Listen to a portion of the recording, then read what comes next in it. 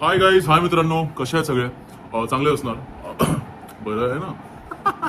तर आज हा माझा पहिला ब्लॉग आहे आणि काय करायचं असं मी खूप विचार करत होतो रात्रीपासून. तर नंतर मला लक्षात आलं की आता मे महिना चालू आहे आणि मे महिन्यामध्ये अक्षय तृतीया झालेला आहे. तर काय खाणार आपण? काय? आंबा. सो हा रत्नागिरी हापूस आहे आणि आपण आज बनवणार आहोत आमरस. तुम्हाला खायचा आमरस किंवा बघायचा रेसिपी कशी बनतात तर हे मी फर्स्ट टाइम बनवतो आमरस. मी आयुष्यात आजपर्यंत आमरस बनवला नाही. खाल्लं खूप आहे पण बनवलं सध्या अजूनपर्यंत नाही. तर चला बनवायचं. चला माझ्याबरोबर. अक्षय तृतीया झालेलं आहे. मे महिन्यामध्ये आमरस आणि आंबा हे खूपच फार प्रचलित आहे आणि खूप लोक खातात कारण की जर स्वस्त होऊन जातं दरात आणि एक सामान्य नागरिकांना किंवा एक नॉर्मल कॉमन मॅनला हे अफोर्डेबल असतं. अशा प्रकारे आपण हे सगळं काढलेलं आहे. आता आपण एकदम नरम करून घेतलेलं आहे मित्रांनो. आता ह्याचा हे काढूया की जिकडून आपला तो आउटलेट एक बनतो. ठीक आहे, आता हे आपण अशा प्रकारे काढलेलं आहे आणि आता मी त्याच्यामध्ये आता आंब्याचा रस काढतो.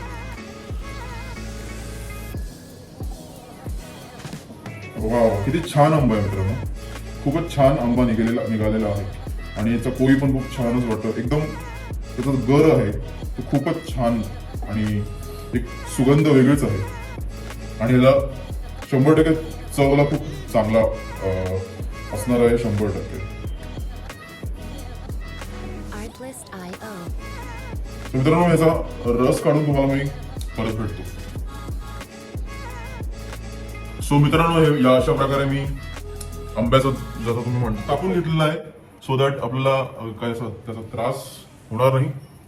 आणि आता आपण ह्याला पूर्ण प्रकारे एक मिक्स करून घेऊ सो दॅट ह्याचा जेवढा पण गर आहे किंवा रस आहे कोईचा तुम्ही म्हणा किंवा ह्याच्या बाहेरचं जे साल असते त्याचं जे त्याला लागलेलं आहे जे आपण हाताने काढू नाही शकत तर ते पाणी आणि जो दूध असतो तर त्याला एक प्रकारे सोक करून घेतात आणि सोक केल्यानंतर पाणीचा दुधाचा जो रंग आहे जो पिवळा होता जो व्हाईट होता तो आता पिवळा झालेला आहे. असं प्रकारे तुम्ही बघू शकता. सो मी आता खूप चांगल्या प्रकारे याला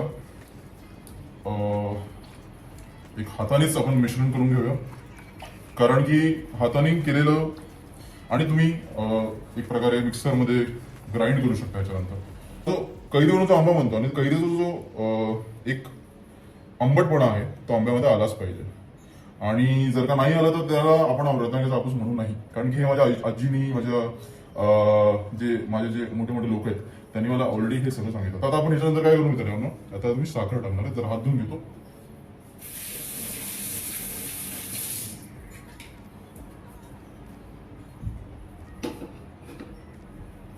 सर शुगरचा डब्बा जो आहे आपल्याकडे आहे तर मी फक्त 2 चमचे साखर टाकणार. हा साखर खूप गोड आहे. हे बघा, 1 आणि 2 कारण की आपल्याला एक हलकासा तर आपल्याला काय की जास्त साखर नाही टाकायची कारण की ऑलरेडी तो गोड आंबा आहे आणि तुमच्याकडे जर का फेटण्याचं काही नसेल तर हाताने फेटू शकतो किंवा चमच्याने किंवा आपल्याकडे हे असं आहे तर त्याच्याने पण फेटू शकतो. हे फेटल्यामुळे त्याच्याने एक चांगल्या प्रकारे मिक्स होऊन जातो आणि जरा नरम होऊन जातो किंवा पातळ होऊन जातो एक प्रकारे कारण जो आंब्याचा जो गर आहे तो आपल्याला एक चांगल्या प्रकारे खायला वाटतो. आता हे मस्तपैकी आता आपण मी मिक्स करत आहो. माझी मराठी खूप चुकते मित्रांनो, सॉरी फॉर दॅट. सो मित्रांनो, हा आमरस आपला झालेला आहे. मिक्स करून झालेला आहे. आता तुमच्याकडे 2 ऑप्शन आहे. एक तर तुम्ही असंच फ्रीजमध्ये ठेवा किंवा फ्रीजरवर ठेवा तर थंड होऊन जाईल किंवा तुमच्याकडे अजून एक ऑप्शन आहे की तुम्ही ह्याच्यामध्ये हवं तर एक इलायची पावडर टाकून एक चांगल्या प्रकारे याला एक अजून एक्स्ट्रा टेक्स्चर येईल.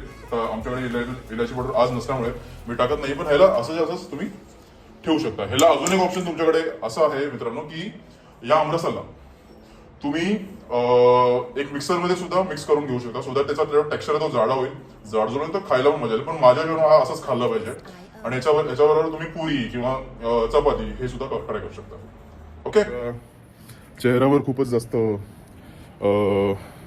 अशा प्रकारे घाम आलेला आहे.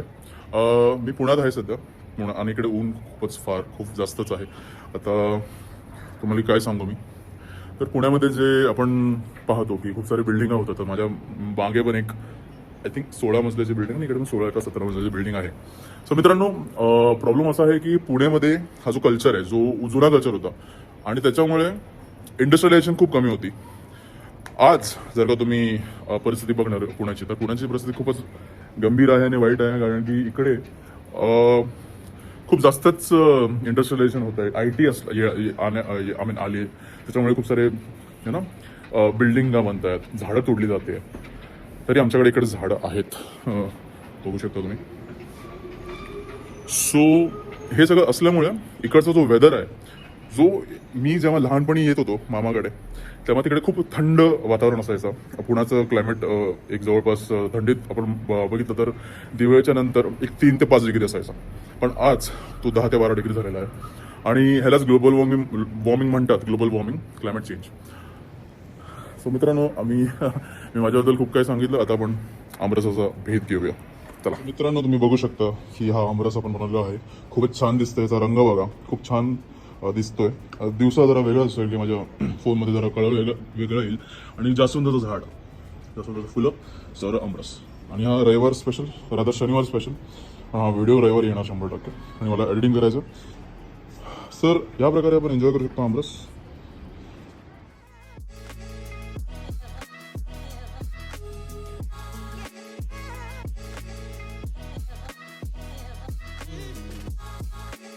ओके मित्रांनो, नंतर भेटू आपण पुढच्या ब्लॉगमध्ये. हा माझा पहिला ब्लॉग आहे, तर मला प्लीज सपोर्ट करा, शेअर करा, सबस्क्राईब करा माझ्या चॅनलला.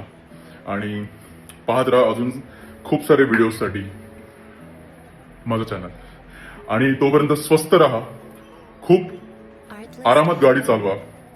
सिग्नलचा जो आपण जो नाही करत पुण्यामध्ये, जे मुंबईमध्ये केलं जातं, सिग्नल जे आहे त्याचा तुम्ही वापर करा, त्याला पाळा रादर. आणि जरा शांत राहा आणि खुश राहा. कारण की हसत राहा, हसण्यात जीवन आहे. कारण की आपण हसत राहिलो आणि जीवनामध्ये जे काही परिस्थिती आहे, जे काही प्रॉब्लेम्स आहेत, ते असे निघून जातात. देवाच्या सानिध्यात राहा, खूप महत्वाचं. कारण देव आहे तरच आपण आहे, आपण काहीच नाही त्याच्यासमोर. थँक्यू.